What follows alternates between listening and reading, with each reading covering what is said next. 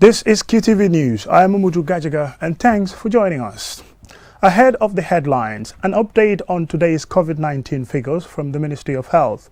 The ministry has announced that 524 new tests were carried out and there were 172 new cases of the coronavirus, bringing the total to 1,776, the number of active cases in the country. The total number of confirmed cases stands at 2,288. 435 people have recovered and there have been 77 deaths linked to COVID-19. Now to the main local news, international and sports news headlines. Since the coronavirus pandemic started, there has been a spike in sexual and gender-based violence cases, and we find out about the newly launched SGBV helpline. An interim committee has been set up to administer the Sir Dawda Kairaba Jawara Conference Centre to make it available for the public use, including hiring for events. In international news, Mali's President Ibrahim Boubacar Keïta announces his resignation following a military takeover. Today is World Humanitarian Day, honoring aid and health workers who, despite the odds, continue to provide life-saving support and protection to those in need. A faction of fighters from the feared NDCR rebel movement in Democratic Republic of Congo have surrendered to the government following an internal power struggle. And in sports news, we find out about women making strides in traditionally male-dominated areas of sports. Those were the main news headlines, and now the news in detail.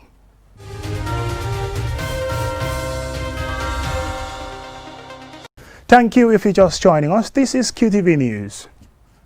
Since the coronavirus pandemic started, there has been a spike in sexual and gender-based violence cases globally. In this report by Jennifer Sonko, she had a conversation with the executive director of the Paradise Foundation on the newly launched SGBV helpline. We're in the midst of a global pandemic, and part of the measures put in place to slow the spread of the coronavirus is to ask people to stay home. Now, women and children who are more vulnerable tend to be closer to their abusers and tend to spend more time with them staying home. So in this particular report, we take a look at what the Gambia is doing to slow the rate of sexual and gender-based violence through the helpline 1313. The Ministry of Women, Children and Social Welfare and Tahawu Jigen, an initiative under the Paradise Foundation and other partners, came up with the 1313 helpline for Gambians to voice their concerns on issues of sexual and gender-based violence, where they can be assisted by trained individuals to support victims in different languages. Yangi wote silani ndimbal GBV, nakala la muna dimbale. Ebe kiliro ke ka GBV mako ero bundaldo nsi mako eno nyaadile anna da damugal balal GBV honno balira mami. You're calling the gender-based violence helpline 1313. How may I help you? The executive director of the Paradise Foundation, Aisha Balde, says plans have been underway for a long time to establish the helpline, but the spike in cases of SGBV during the coronavirus pandemic has made it necessary to speed up the process to address it. The helpline is a number, but behind the numbers are trained counselors who, when they pick the calls, they don't only listen, they provide psychological first aid, listen to the person and document what their concerns are in confidence. We have something called a referral pathway, where we work with different partners. We refer those cases to the partners. In the referral pathway, we have the police, we have Department of Social Welfare, we also have Ministry of Justice and FLAG represented. Aisha added that the 1313 helpline call center is located in the urban area, but the line is accessible nationwide. According to UNFPA, coronavirus means medical services and support to people affected by SGBV may be cut off or considered less important in healthcare structures, which are overburdened by responding to coronavirus cases instead. According to Aisha, calls have been received from women asking about reproductive health issues. Gender-based violence helpline 1313 is barely a month old, and we have received over 600 calls. And out of those 600 calls, over 100 of the calls were general information, people asking about the helpline, or people calling to show satisfaction and happy that there is such thing as a helpline. And we have another group that called, and they were actually gender-based violence related, like domestic violence and rape. And what we do is that those cases we extract from the calls and then follow up. Aisha excitedly informed us that her team is working on a women's center to serve as a safe space for women to discuss, connect and provide each other emotional support for them to grow. In a sign of a global momentum to address these issues, World Football's governing body FIFA has also joined the fight to address the issue of domestic violence by launching the Safe Home campaign.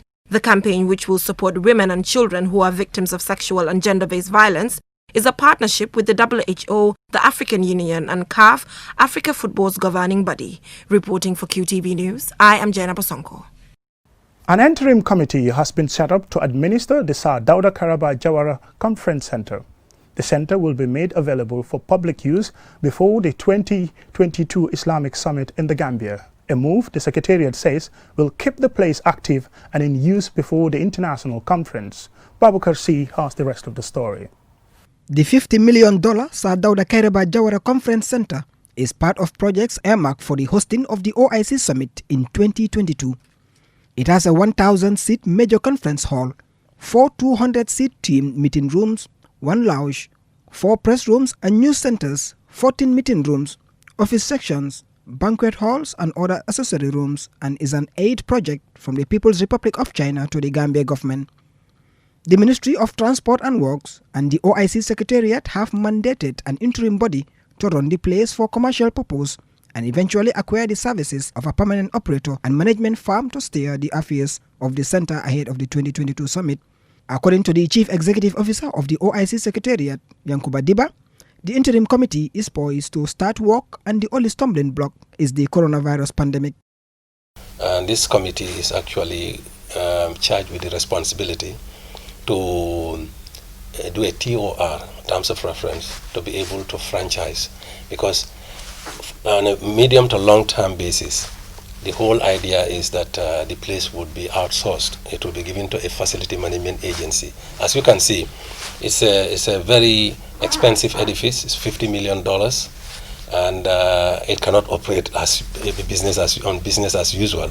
It has to be operated on a profit-making basis, and that's the only way you can sustain it. Otherwise, as you said, we can't afford to leave the place idle. It's very expensive to even keep the place running. The running cost is quite high. Ahead of the 2022 OIC Summit, the Gambia is expected to construct a 50-kilometer road project with 20 feeder roads in the Greater Banjul area, a VVIP lounge at the airport, a 5-star hotel of 400 bedrooms, 50 presidential villas, and 10 royal suites. It is also required to strengthen the capacity of NAWEC to distribute water and electricity. As the aforementioned projects are yet to start, many are asking whether the work will be done in time for the 2022 summit to avoid shifting the summit to another country. Yes, we are very much in touch with our consultants and hopefully with the contractors. It's everybody's business to make sure that we deliver.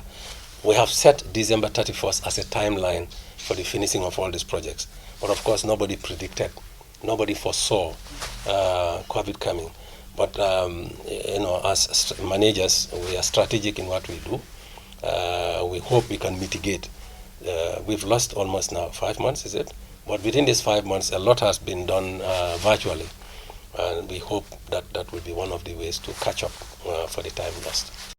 In 2019, the Gambia was not able to host the summit in what authorities describe as the limited time available to have the needed infrastructure for the successful hosting of the summit.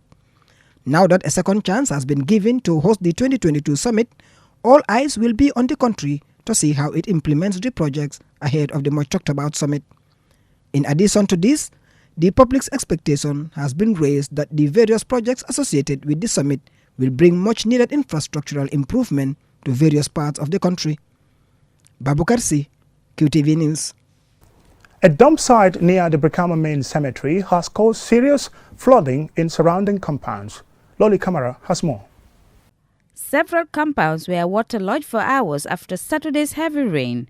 Mobile phone footage sent to QTV shows an access road to the community submerged in water due to blockage of the floodplain caused by an illegal dump site. According to James Mendy, a youth leader, sometime last year, the community partnered with Brikama Area Council to clear the dump site. However, not long after that, people started dumping there again, completely blocking the waterway. The dump site is an illegal dump site, according to Brikama Area Council, that has not been allocated for dumping. So sometime last year, we and Brikama Area Council, in collaboration, clear it. But they continue dumping. Presently, it's almost close to the settlement area. So it is a runway water going to the bush. Because of it is now blocked, water, when it comes, it can't continue. So it comes to the settlement area. Due to continuous illegal dumping by some community members, it has now caused huge impact to those living close by, he added. Today, we even have a flood at the area here. The community has flooded. Water entered many compounds in the area today because of it can't pass by the dump site. The way has been blocked. So this is what is happening. It's really disturbing us. We are talking with area council as I'm speaking. I called the CEO today and he promised that they're working on it, that they will come and clear it. Those affected are calling on the people of the area to stop such behavior as it causes a lot of health and environmental damage. For QTV News, Lolly M. Kamara. We will go for a short commercial break, and when we come back, the news continues with international and sports news. Do stay tuned.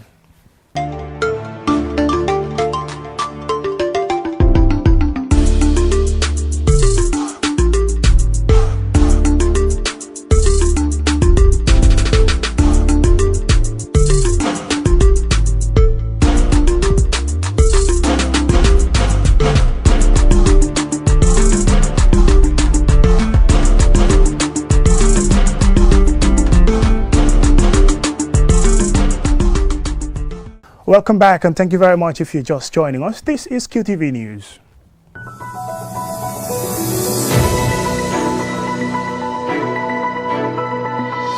In international news, Malian President Ibrahim Boubacar Keïta has finally announced his resignation around midnight on Tuesday, following a military takeover which led to his arrest and detention. In a televised address, the president said he did not wish blood to be shed after the military mutiny that has again plunged the country into political crisis. A controversial chapter of political tug-of-war in Mali between President Boubacar Keïta's government and the opposition has led to the president's resignation following a military mutiny on Tuesday. In a televised address to the nation, the president said that both the government and the National Assembly would be dissolved. Earlier on Tuesday, following the military mutiny at a key base in Kati, a town close to the capital, Bamako, Keïta and Prime Minister Boubou Cissé were detained. He issued an address on the state television expressing that he does not wish no blood to be shed to keep him in power. The president is quoted in his address to Malians as saying, "If today certain elements of our armed forces want this to end through their intervention, do I really have a choice?" he asked. "I hold no hatred towards anyone. My love of my country does not allow me to. May God save us." The soldiers behind the coup, who called themselves the National Committee for the Salvation of the People, said they did not want to stay in power and that their plan is to set up a civilian transitional government and hold fresh elections. Countries in West Africa, along with former colonial power France, the European Union and the African Union and the UN have condemned the actions of the soldiers and warned against any unconstitutional change of power. The UN Security Council, at the request of France, will sit on Wednesday afternoon in an emergency closed-door meeting to discuss the situation in Mali.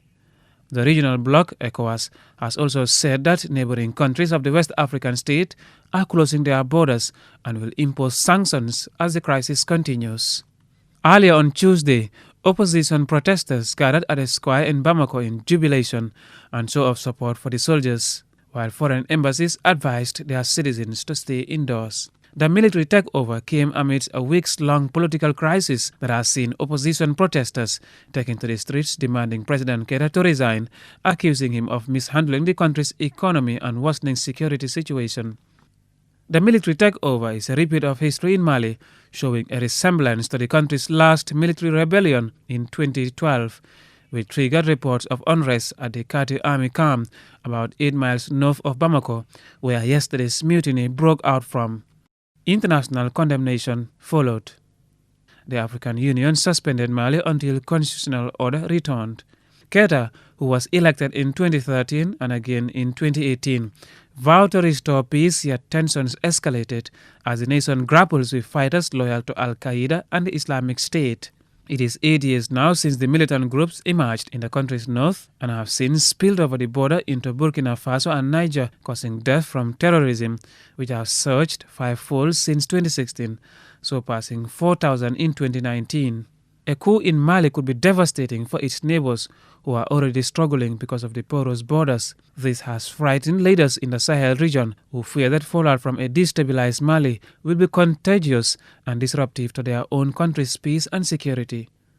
Mahmoud Lamin, Qtv News.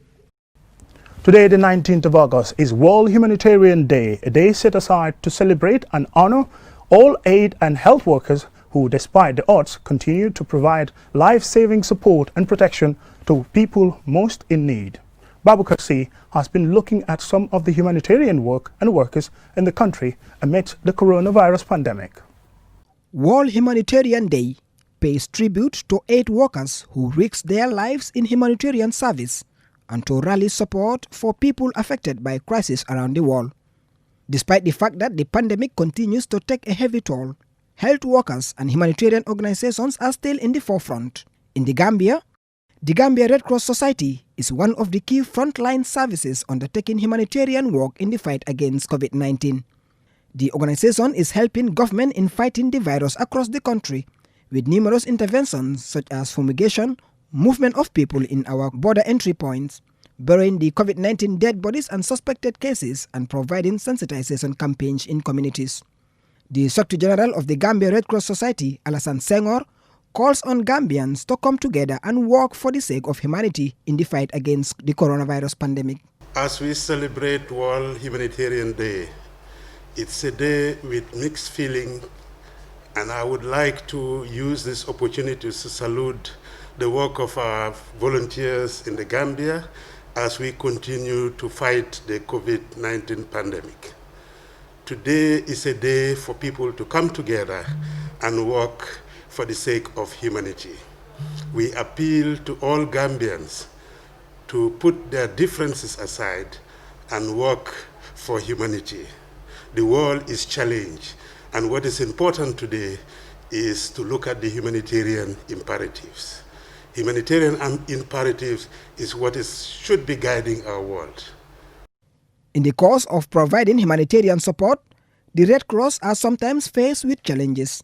Among them is the continuous harassment of the burial team, who, despite all the risks attached to the work of burying COVID-19 bodies, are constantly attacked and harassed.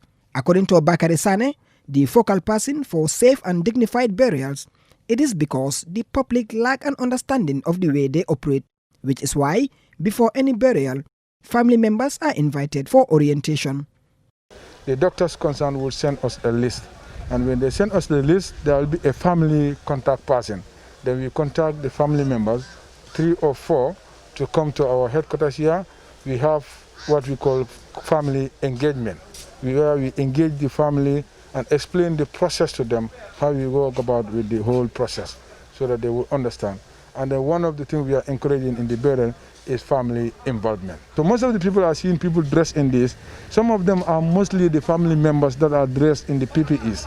It's not actually the Red Cross volunteers, but they work alongside with the Red Cross volunteers. So if they have any doubts, let them come here. We are feel free. We will talk to them and explain the whole process to them. Away from the Red Cross, Gambian nurses and doctors are also among the frontliners who continue to risk their lives and that of their families during this pandemic. Dozens of health workers have contracted the virus, but that has not stopped the rest from risking their lives to be in the forefront to save lives. Other institutions and individuals have embarked on providing humanitarian support across the country, and this kind gesture went viral when the coronavirus pandemic started hitting the country a few months ago.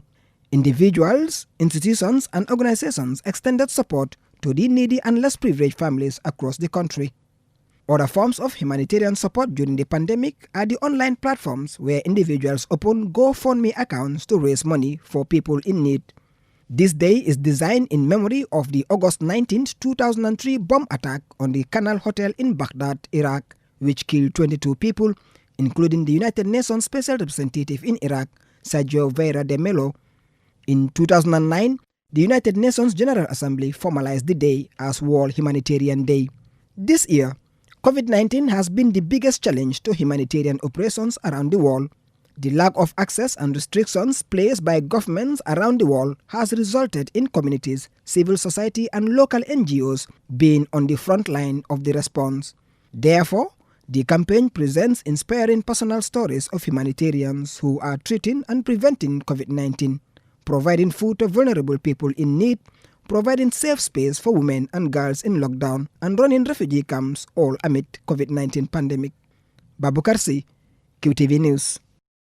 A faction of fighters from the feared NDCR rebel movement in the Democratic Republic of Congo, which has been accused by right groups of committing numerous human rights violations, on Monday surrendered to the government following an internal power struggle. More in this report. In a move that have yet again ignited hope for an end to what seemed like an unending conflict in the east of the country, about 500 fighters from a faction of one of the largest armed groups in the Democratic Republic of Congo have surrendered to the government. This comes just over a month after they attempted to overthrow the group's leader, Simarai Godin, who is the target of UN sanctions and is widely accused of spearheading human rights abuses, especially in areas controlled by his men. The group controlled vast areas of North Kivu province near the border of Rwanda and Uganda before splitting into two factions last July. While dancing and singing songs of praise, the combatants handed over an assortment of small arms at a ceremony on Monday in the village of Kashuga, about 46 miles north of Goma. Accused by other rebel factions of being used by the army as a proxy force, the group is said to earn money from the illicit gold trade. However, political analysts say the surrender does not necessarily mean an end to their involvement in rebel activities, warning of a possibility of fighters taking up arms again. Residents who watched the ceremony expressed excitement over the rebels' decision to lay down their weapons. However, some remain cautious as there have been many supposed ceasefires before. Ansmane Sonyasi for Qtv News.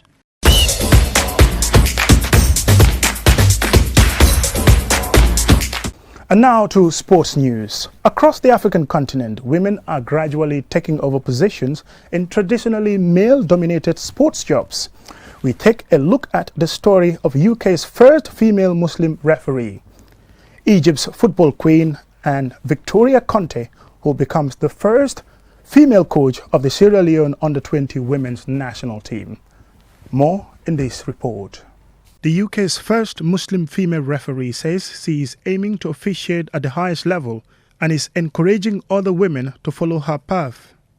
Jawahir Rabul was just 10 when she took refuge in London with her family after fleeing civil war in Somalia.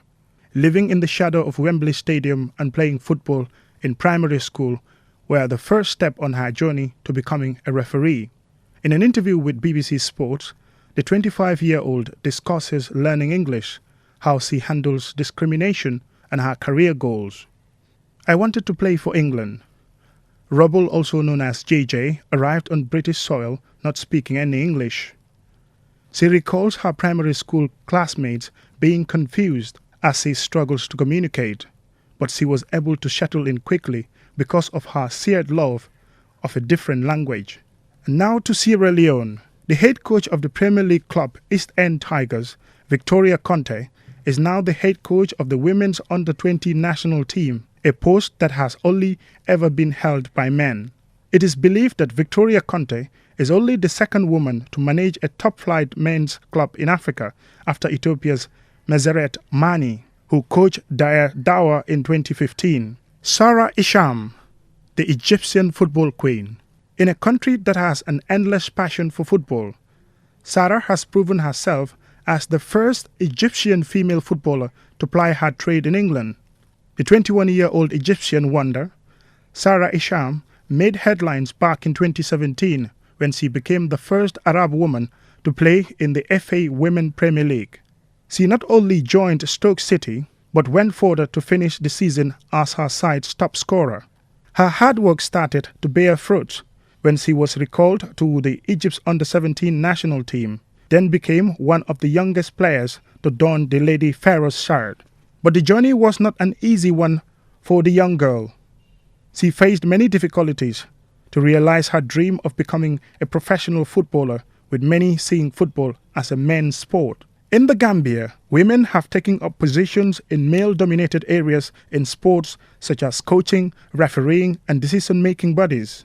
Beatrice Allen is the Vice President of the Gambian National Olympic Committee since 2009 and a member of the International Olympic Committee starting in 2006.